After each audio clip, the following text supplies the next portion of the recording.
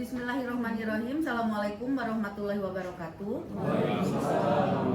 Bapak Ibu yang saya hormati, pada kali ini rapat saya ingin menekankan kepada Bapak Ibu terkait komitmen anti korupsi di lingkungan kerja kita. Seperti Bapak Ibu ketahui bersama dan sudah kita laksanakan, yaitu sesuai dengan peraturan pemerintah nomor 60 tahun 2008, kita diwajibkan membuat sistem pengendalian internal pemerintah (SPIP). Itu kan sudah Bapak Ibu kerjakan, sudah disiapkan sesuai dengan kegiatan yang kita laksanakan.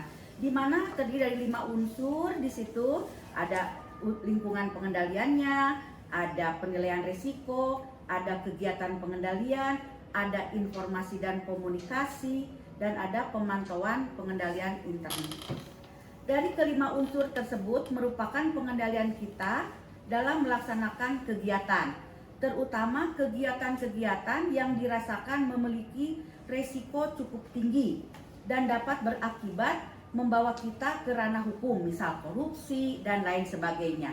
Kita melakukan juga di situ mitigasi resiko. Sudah barang tentu kita mencari kegiatan yang beresiko cukup tinggi dan kita membuat alternatif-alternatif cara mengatasinya bagaimana agar yang beresiko tinggi tersebut menurun, level resikonya menjadi lebih ringan, tetapi tanpa menyalahi aturan yang ada. Dan kita pun harus tetap berpatokan selain SPIP tersebut kepada Perpres nomor 12 tahun 2021 yang merupakan perubahan atas Perpres nomor 16 tahun 2018 tentang pengadaan barang dan jasa. Karena bagaimanapun setiap pengadaan barang dan jasa harus mengacu kepada Perpres tersebut. Apabila Bapak Ibu melakukan pengadaan, harus dilihat dari Perpres tersebut. Apakah kita mengadakannya secara penunjukan langsung, pengadaan langsung, penunjukan langsung, pemilihan langsung, lelang, sistem swasta kelola, ataupun sekarang pengadaannya lebih ke kalau langsung itu kepada MBIS dan katalog lokal dan sebagainya. Kita harus mengacu kepada itu semua.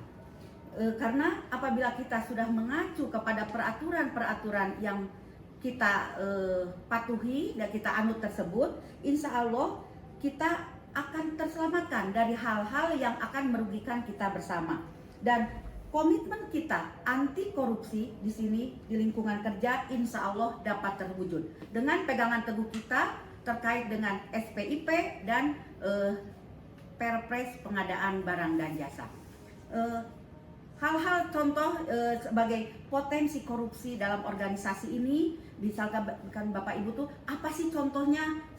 Beberapa kali kami informasikan kepada Bapak Ibu, contohnya saya ingatkan kembali, benturan kepentingan dalam pengadaan barang jasa, ada suap, pemberian hadiah, pemerasan, penyalahgunaan kewenangan yang merugikan keuangan negara, perbuatan melawan hukum yang merugikan keuangan negara, dan gratifikasi. Itu beberapa hal merupakan potensi korupsi dalam suatu organisasi. Mudah-mudahan kita semua dapat menghindari potensi-potensi korupsi tersebut. Dan apa yang saya lakukan selama ini, melakukan rapat evaluasi yang secara rutin dilakukan dengan Bapak Ibu untuk mengingatkan kembali kepada kita, biar kita tetap berpegang teguh pada aturan-aturan yang berlaku dan kita tetap memegang teguh komitmen kita bersama terkait dengan komitmen anti korupsi ini. Itu saja barangkali Bapak Ibu yang dapat saya sampaikan. Selamat bekerja, mudah-mudahan komitmen kita tetap kita pegang adalah komitmen anti korupsi. Billahi taufiq wal hidayah. Assalamualaikum warahmatullahi wabarakatuh. Waalaikumsalam warahmatullahi wabarakatuh.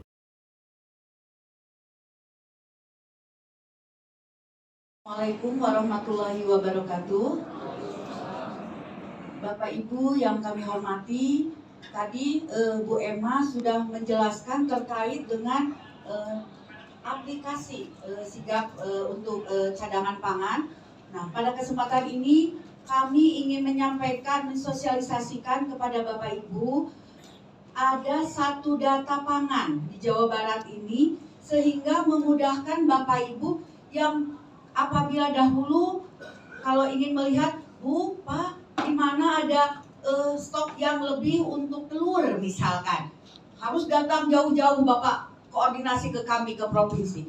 Tetapi sekarang Bapak Ibu bisa melihatnya di Simawas Pagi, di aplikasi Simawas Pagi tanpa membebani Bapak Ibu untuk menginput 2 kali. Jadi selama ini Bapak Ibu kan ada yang petugas menginput data neraca, ada yang untuk enumerator panel harga. Nah, dari data-data itu nanti aplikasinya langsung sudah ditarik. Kita sudah berkolaborasi baik dengan Bappenas, baik dengan Dinas Tanaman Pangan, baik dengan Kementerian Pertanian, dengan Dinas Kesehatan, dengan Diskominfo, dengan Biro Perekonomian. Kenapa aplikasi Simawas Pagi ini kita perlukan? Masalah awalnya adalah salah satu masalah pangan yang terjadi di Jawa Barat, contohnya stunting yang selama ini kita hadapi di masyarakat, di mana produksi kita pangan yang strategis ini berlimpah, tetapi kenapa tetap stunting kita masih tinggi? Nah, itu terjadi karena terbatasnya data dan informasi terkait pangan untuk mendukung pengambilan keputusan terkait ketahanan pangan. Kita ketahui bersama, slide berikutnya, bahwa 3 pilar terkait ketahanan pangan, baik dari ketersediaan, akses, dan pemanfaatan. Di mana ketiga aspek pilar tersebut kita akan digitalisasikan. Kemudian masuk ke dalam sistem digital kewaspadaan pangan dan gizi. Nanti di sini ada dashboard digital ketahanan pangan Jabar atau pusat komando, di mana di dalamnya akan menampilkan peta kondisi ketahanan pangan per kabupaten, kemudian indikasi sumber masalah pada 3 pilar subsistem tersebut, serta indikasi masalah pada kondisi pangan dan gizi. Apa yang ada digitalisasi data ketersediaan? Nanti dalamnya, slide sebelumnya. Di dalamnya nanti ada neraca pangan wilayah, ada produksi pangan, ada stok pangan. Tapi Bapak Ibu jangan takut, karena Bapak Ibu tidak usah menginput double. Stok pangan nanti untuk produksi kita tarik dari Dinas Tanaman Pangan. Untuk neraca pangan wilayah, itu yang sudah biasa diinput, yang untuk Bappenas kita tarik dari Bappenas. Kemudian untuk harga pangan saat digitalisasi distribusi pangan, di sini kita ada harga pangan strategis, pasokan pangan, itu yang sudah biasa Bapak Ibu input, tidak usah double, sudah langsung kita tarik juga. Karena kita menggunakan aplikasi-aplikasi yang memudahkan Bapak Ibu untuk mendapatkan informasi tanpa membebani Bapak Ibu untuk menginput ulang. Dan untuk digitalisasi data konsumsi pangan, di situ ada status gizi balita, ada pola pangan harapan konsumsi. Nanti Bapak Ibu bisa lihat juga di Simawas Pagi tersebut. Di Simawas Pagi ini nanti Bapak Ibu dapat melihat dengan mudah, baik dengan terkait dengan data set ketahanan pangan.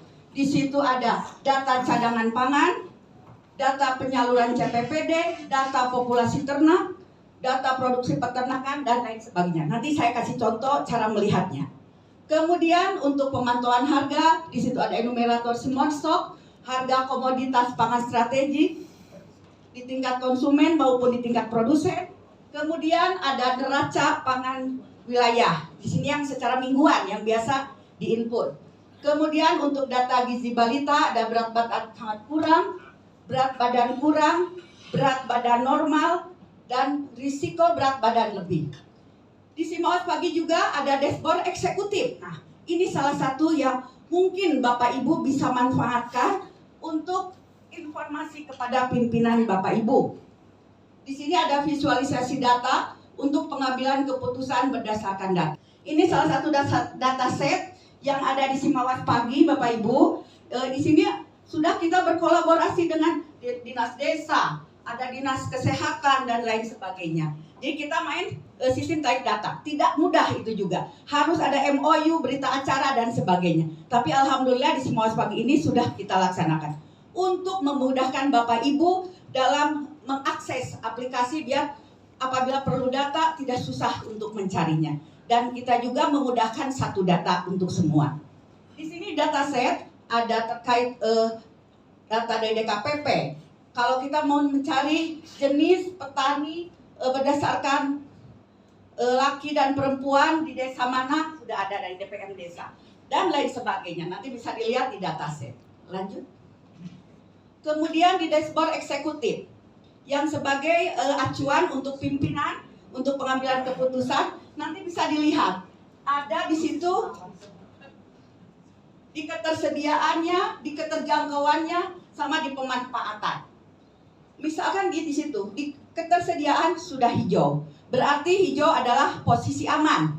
Berarti di wilayah Bapak Ibu posisinya untuk ketersediaan telur misalkan posisi aman. Tetapi keterjangkauannya kita kuning, berarti kita waspada. Mungkin karena mencapai ke lokasi tersebut dari peternakannya agak jauh sehingga membuka atau jalannya rusak terkait aksesnya diantara atau distribusinya terkait kendala. Kemudian pemanfaatannya di sini merah, terjadi penurunan terkait pemanfaatan produk tersebut.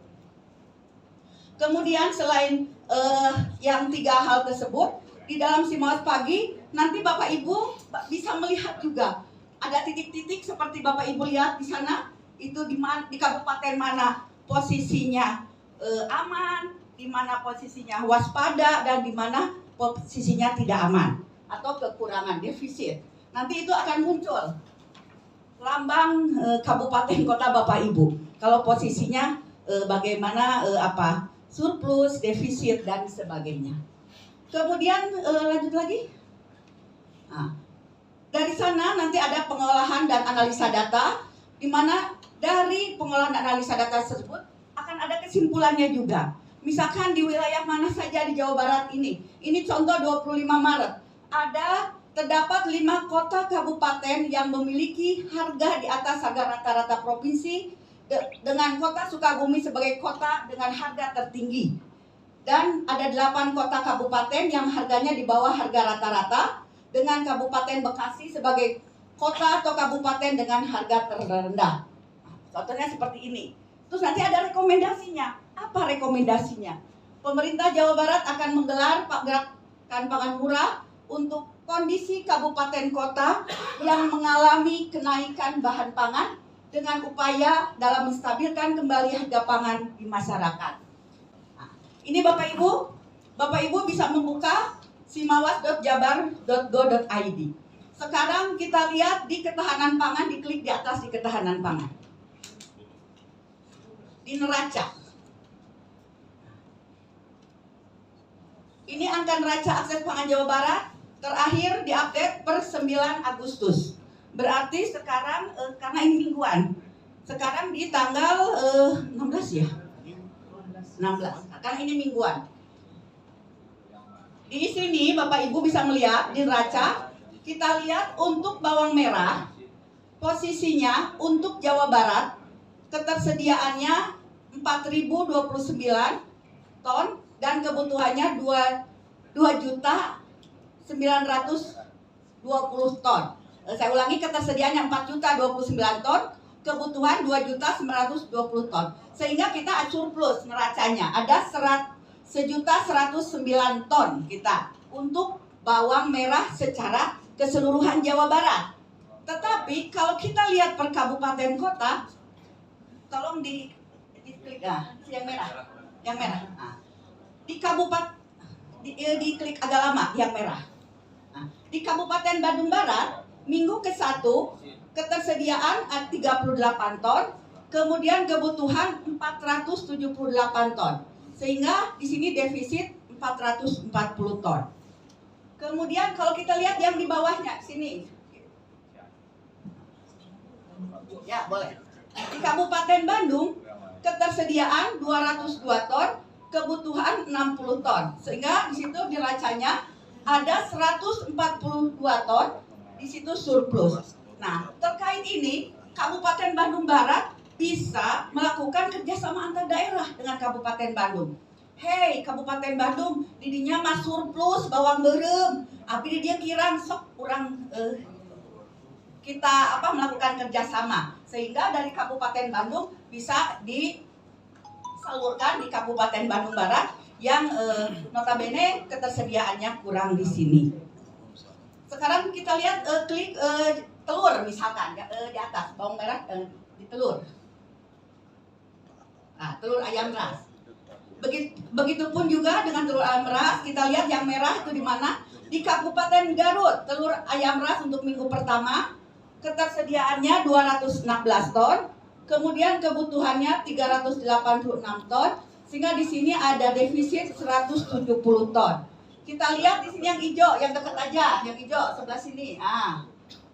Sebelah sininya. Nah, bisa kita ke Tasikmalaya. Tasikmalaya itu surplus, di mana surplusnya dari ketersediaan 648 ton, kebutuhannya 499 ton. Sehingga di sini ada surplus 149 ton. Bisa dimanfaatkan untuk memasok ke Kabupaten Garut. Jadi kita bisa membantu menstabilkan harga. Dengan adanya peta-peta ini memudahkan Bapak Ibu untuk bekerja sama antar daerah untuk menstabilkan harga juga. Biar di daerah yang surplus harga tidak jatuh, dan di daerah yang defisit harga tidak melonjak terlalu tinggi. Ini salah satunya untuk pengendalian inflasi juga. Kita lihat lagi ketahanan pangan lagi di atas. Kita cari itu terkait dengan kita lihat peta FSPA. Nah, peta FSPA kalau secara keseluruhan Jawa Barat kita sudah hijau semua.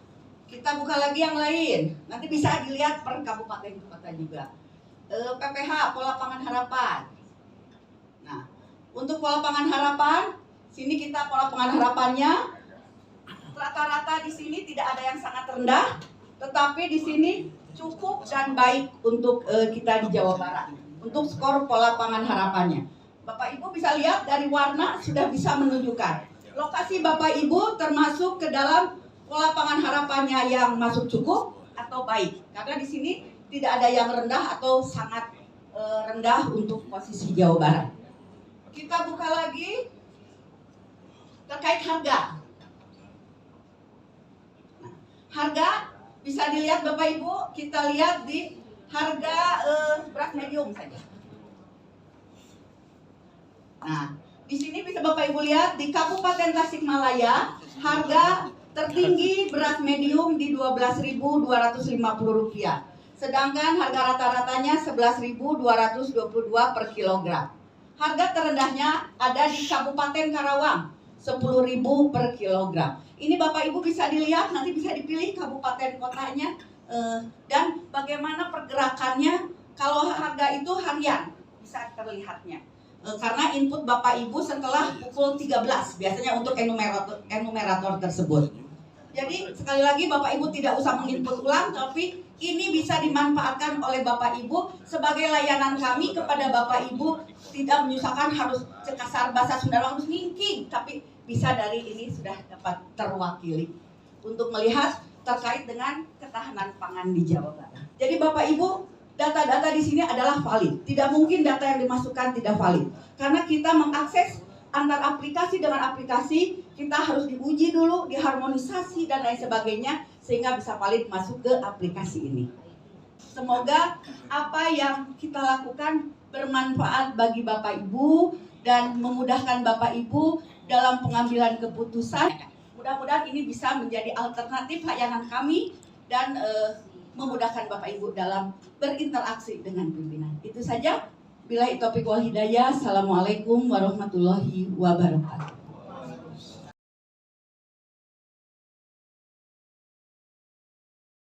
Kita selama ini adalah selalu beras, tetapi kita juga memerlukan informasi terkait dengan pangan alternatif karena posisi kita adalah posisi di mana Jawa Barat ini pangan lokalnya yang cukup banyak, yang bisa sebagai pangan alternatif karena dari hari ke hari Bapak Ibu seperti ketahui bersama bahwa kebutuhan beras kita cukup tinggi dan kita berusaha untuk menekan dari konsumsi beras ini agar kita tidak tergantung kepada daerah lain, tapi kita bisa mandiri dengan kondisi kita sendiri. Jadi apabila dengan kondisi El Nino aja sekarang ini, hasil evaluasi dari BPS dan Dinas Tanaman Pangan Hortikultura, dengan adanya El Nino ini diperkirakan akan terjadi penurunan produksi sekitar 0,5 4.900 tonan. Untuk Januari sampai dengan September 2022 dibandingkan dengan Januari sampai September 2023, di sini luas panen KSA berdasarkan data BPS terjadi penurunan. Kalau 2022 itu 1.367.698. Sementara Januari sampai September 2023 perkiraannya 1.318.042 atau terjadi penurunan 49.656. Ini luas panen KSA BPR. Kemudian produksinya. Untuk produksinya kalau Januari sampai September tahun 2022 7.724.964. Untuk Januari sampai September tahun 2023 7.410.793 atau terjadi penurunan sekitar 314.171 dan produktivitas juga terjadi penurunan. Kalau Januari sampai September 2022 56,8, Januari sampai September 2023 produktivitas turun menjadi 56,23 atau ada penurunan produktivitas min 0,26. Berdasarkan hal tersebut, Bapak Ibu, kita perlunya adanya pangan alternatif selain beras dalam rangka kita memanfaatkan pangan lokal. Pangan lokal Jawa Barat itu sangat banyak dan perlu kita manfaatkan untuk kelangsungan hidup kita bersama agar kita tidak tergantung kepada wilayah lain. Karena Bung Karno seperti Bapak Ibu sering mendengar ucapan atau tulisan mati dan hidupnya suatu bangsa. Pangan adalah mati dan hidupnya suatu bangsa. Nah, tapi kadang-kadang orang mengartikannya dengan beras saja. Sebetulnya tidak hanya beras, tetapi di sini ada pangan-pangan alternatif. Pangan merupakan salah satu kebutuhan pokok manusia karena merupakan sumber energi untuk menjalankan aktivitasnya sehari-hari. Dalam mengonsumsi pangan, aspek kualitas dan kuantitas perlu diperhatikan agar menciptakan hidup sehat, berkualitas, dan produktif. Hanya pangan itu tidak ada yang satu jenis pangan yang sempurna terkait dengan karbohidratnya, terkait dengan vitaminnya dan sebagainya. Sehingga di sini kita perlu menganeka-ragamkan makanan yang kita konsumsi. Menganeka-ragaman konsumsi ini untuk mencapai B2SA. Barangkali kalau di bidang konsumsi sering kita dengar beragam, bergizi, seimbang dan aman. Nah, terkait dengan Jawa Barat, potensi alam yang melimpah di mana setiap daerah memiliki keanekaragaman pangan yang khas yang perlu dimanfaatkan secara lokal. Kita harus bangga dengan pangan lokal kita. Alhamdulillah beberapa daerah, contohnya di Cimahi ya Pak Agus ya, rasi beras singkong sudah ada di Cimahi, satu daerah tersebut makan dengan beras singkong. Kemudian di Sukabumi, Anjeli sudah juga dikembangkan. Itulah salah satu pangan-pangan alternatif kita apabila sebagai pangan lokal untuk menggantikan beras sebagai pangan alternatif yang dapat kita konsumsi dan untuk mempertahankan kehidupan kita biar kita tidak terlalu tergantung terhadap beras. Lanjut. Nah, isu pangan di Jawa Barat, akses pangannya masih cukup lemah, ketersediaan pangan masih tergantung dari daerah luar Jawa, terutama seperti daging, seperti itu. Kesadaran masyarakat pangan yang berkualitas masih kadang-kadang kita yang penting kenyang, padahal kualitas kurang diperhatikan. Kemudian bergantung pada pangan pokok beras. Dan ya kita tadi sudah disampaikan, pangan lokal kita sangat banyak. Kita harus bangga dengan pangan lokal yang ada, budayakan. Mari kita sama-sama membudayakan mengkonsumsi pangan lokal. Lanjut. Ini perbandingan jumlah konsumsi pangan bisa dilihat Bapak Ibu di dalam penghitungan SPH, skor pola pangan harapan konsumsi. Untuk padi-padian kita sangat tinggi, melebihi yang standar, yang ideal, yang merah ini. Tetapi umbi-umbian kita di bawah garis ideal dan lain sebagainya. Ini untuk yang tinggi kita ada di padi-padian, kemudian ada di minyak, kemudian ada di kacang-kacangan, dan ada sayur dan buah. Sementara yang lainnya perlu kita tingkatkan. beras kita turunkan, yang lainnya termasuk sayur buah, umbi-umbian, protein hewani, di sini perlu kita tingkatkan. Lanjut. Untuk padi-padian di sini, yang tingginya itu adalah kita di terigu, di beras, terigu, dan jagung. Kita yang tingginya. Lanjut lagi. Tadi seperti saya sampaikan, tidak ada manusia membutuhkan lebih dari 40 zat gizi. Terdiri dari macam-macam, dan masalahnya tidak ada satu jenis pangan yang lengkap gizinya. Sehingga diperlukanlah penganekaragaman, Pak. Lanjut. Ini yang tadi dari skor pola pangan harapan tadi, kacang-kacangan, pangan hewani, sayur dan buah, umbi-umbian perlu ditingkatkan, dan beras dan terigu perlu diturunkan dalam rangka penganekaragaman pangan tersebut. Lanjut. Program pemerintah terkait pemanfaatan pangan lokal yang kita laksanakan, kita melakukan sosialisasi dan edukasi terkait diversifikasi pangan, baik melalui media promosi di sosial media, baliho, dan kegiatan webinar. Kemudian kita melaksanakan gerakan diversifikasi pangan lokal dapat dilaksanakan melalui kegiatan kampanye, promosi diversifikasi pangan dengan melibatkan para pelaku UMKM pangan lokal. Pengembangan industri pangan lokal PIPL melalui pemberdayaan UMKM yang bergerak di bidang pangan, khususnya pangan lokal di Jawa Barat. Dan tidak kalah juga penganekaragaman di sini adalah kegiatan pekarangan pangan lestari, di mana dapat memanfaatkan sejengkal tanah pun di rumah Bapak Ibu dapat dimanfaatkan sehingga kita tidak tergantung dengan orang lain. Kita manfaatkan, kita dapat mandiri pangan untuk keluarga. Dan penguatan kelembagaan melalui pembentukan asosiasi-asosiasi. Lanjut. Nah, ini contoh-contoh pangan lokal Jawa Barat dan olahannya. Ini ada di daerah Bapak Ibu semua. Di sini ada sagupu, ada ini banyak dari Bogor nih kebanyakan, dari Sumedang, dari Sukabumi, dari Cimahi. Ini olahan-olahan pangan lokal yang ada di kita di Jawa Barat.